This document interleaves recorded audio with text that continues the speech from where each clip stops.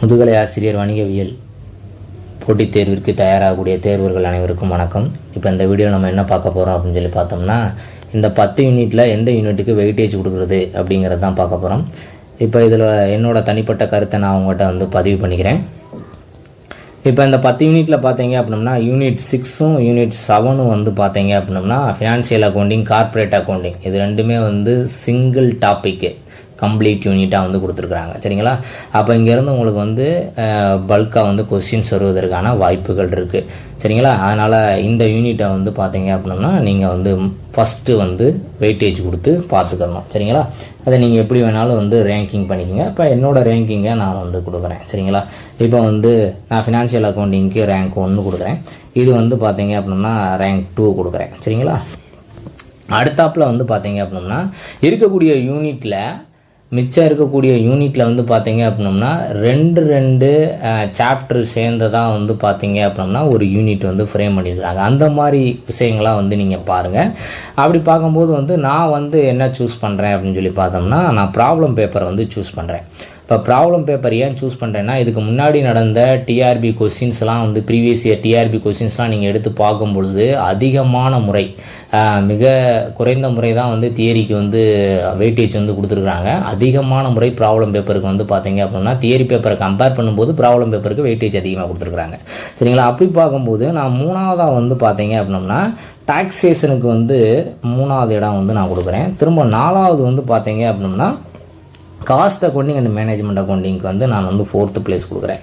அடுத்து 5வது இடம் ஃபினான்ஷியல் மேனேஜ்மெண்ட்டுக்கும் பிஸ்னஸ் ஸ்டாட்டிஸ்டிக்ஸுக்கும் நான் கொடுக்குறேன். சரிங்களா?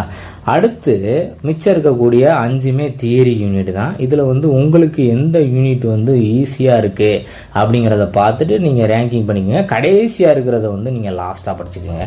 அதாவது உங்களுக்கு கஷ்டமாக இருக்கிறத நீங்கள் கடைசியாக படிச்சுக்கோங்க. சரிங்களா?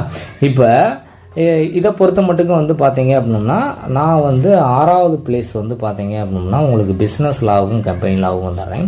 அடுத்து 7வது பிளேஸ் பார்த்தீங்க அப்படின்னா உங்களுக்கு இந்த பிஸ்னஸ் ஆர்கனைசேஷன், அதுக்கப்புறம் மேனேஜ்மெண்ட், இது 7வது இடமும். அடுத்து மார்க்கெட்டிங் அண்டு ஹியூமன் ரிசோர்ஸ் மேனேஜ்மெண்ட்டுக்கு பார்த்தீங்கன்னா 8வது இடமும். அதுக்கப்புறம் பார்த்தீங்க அப்படின்னா ஆண்டர்ப்ரனரியல் டெவலப்மெண்ட்டு, அதுக்கப்புறம் இன்டர்நேஷ்னல் பிஸ்னஸுக்கு 9வது இடமும். 10வது இடம் பார்த்தீங்க அப்படின்னா banking, insurance, financial market and ஆடிட்டிங்க்கு கொடுக்குறேன். சரிங்களா? ஏன் இதுக்கு 10வது இடம் கொடுக்குறோம் அப்படின்னு சொல்லி பார்த்தோம்னா, இதில் 4 டாபிக் சேர்ந்து தான் ஒரு யூனிட் கொடுத்துருக்காங்க. Banking, insurance, financial market, auditing. சரிங்களா?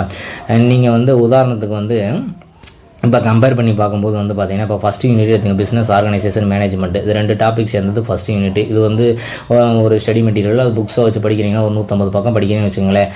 இந்த யூனிட்டை பார்த்தீங்க அப்படின்னா, அதாவது 3வது யூனிட்டை banking, insurance, financial market, auditing இதெல்லாம் சேர்ந்து 200-250 பக்கத்துக்கு மேலே போயிடும். அவ்வளோ பக்கத்தையும் படித்து அதுக்கப்புறம் ஒரு 11 மார்க்குக்கு அல்லது 12 மார்க்குக்கு ரெடி ஆகிறது போல் ஒரு 150 பக்கத்தை படித்து நம்ம 11 மார்க்குக்கு ரெடி ஆகிறது தான் என்ன கேட்டால் நான் அது சூட் ஆகும் அப்படின்னு சொல்லுவேன். சரிங்களா?